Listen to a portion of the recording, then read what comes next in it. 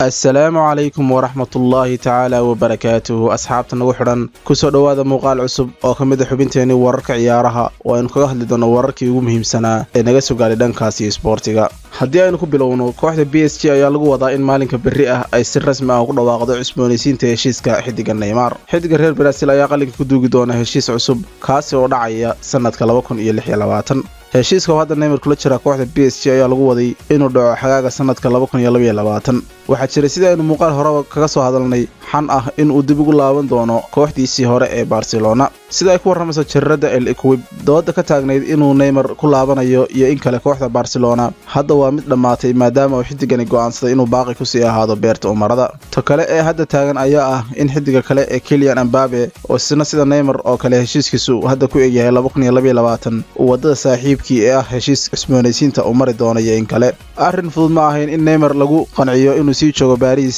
iyagoo matalayaasha kooxda Barcelona ay yimaadeen magaalada Paris xagaaga la soo dhaafay si ay heshiis qeyr macquul ah marka loo eego dhaqaale ahaan u gaaraan balse sababaha dhaqaale awgood ma suurtagelin in wax is-afgarad ah la gaaro si kastaba xaalku ahaade xidigan reer Brazil ayaa muddooyinkii ugu dambeeyay muujinayay inuu ku faraxsan yahay caasimadda Faransiiska isagoo waliba taasi ka hadlay koor kulanka ay la ciyaarayeen kooxda Man City isagoo ku sababeeyay in kooxdu ay kortay tan iyo intii uu ku soo biiray dhanka kale jirrada El Equipe ayaa sidoo kale sheegtay in xaalka wada hadallada kooxda PSG ay kula jirto ninka da'da yar ay ku guuleysay koobka adduunka ee Kylian Mbappe uu yahay mid aad uga duwan kan Neymar isagoo mustaqbalkiisa kooxda hubanti la'aan weyni ku jirto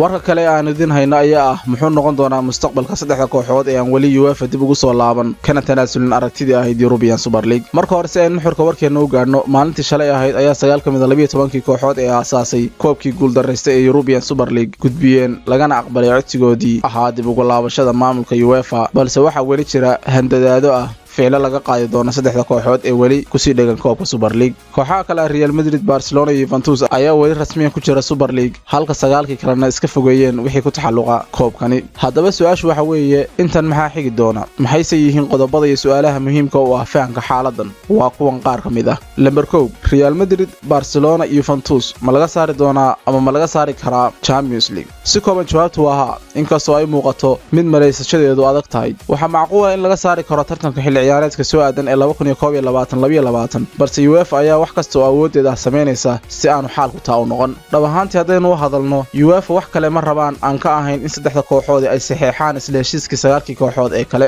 hase ahaatee gaaritaanka hadafkaasi ma aha mid sahlan lambar 2 miyay u dhamaatay koobkii Super League sida ay sheeganayso UEFA iyo waliba 9 kooxood ee soo laabtay koobkaasi wuu galbaday taasna waxa cadeen u ah bay leeyihiin heshiiskii soo laabashada ay gaareen maalintii shalay ahayd hase yeeshee cid kasta kuma raacsan fikirkaasi iyadoo ay macquul tahay in kooxaha saddexda ah ee soo haray ay magdhow ka dalban doonaan kooxaha ka laabtay koobkan taasi oo aan arrin sahlan oo ahayn kooxahaasi lambar 3 dhibka ka jira xuquuqda baahinta ciyaaraha marka dhankan laga eego hanjabaadaha UEFA ee ah ka saaridda kooxaha saddexda ah koobka Champions League ayaa u dhow mid dhab ah sababtu waa maxay xagaag kooxaha 9 ah ee soo laabtay ayaa sida heshiiska soo laabashadooda dhigayo siinaya 5% dakhligooda baahinta kooxaha kale taasi oo yareynaysa khasaaraha ku imanaya qiimaha xuquuqda baahinta ee telefishinada taasi oo ay keeni doonto maqnaashiyaha kooxaha saddexda ah sidoo kale xaqiiqda ayaa ah in suuqa Isbaanishka uu khasaari doono inta ugu badan intaas kadib waxa dhici kara in warbaahinta ciyaaraha u sideysay dalka Spain ee magaceeda la yiraahdo Movistar ay labada kooxood ee Barcelona iyo Real Madrid ka dalban doonto magdhow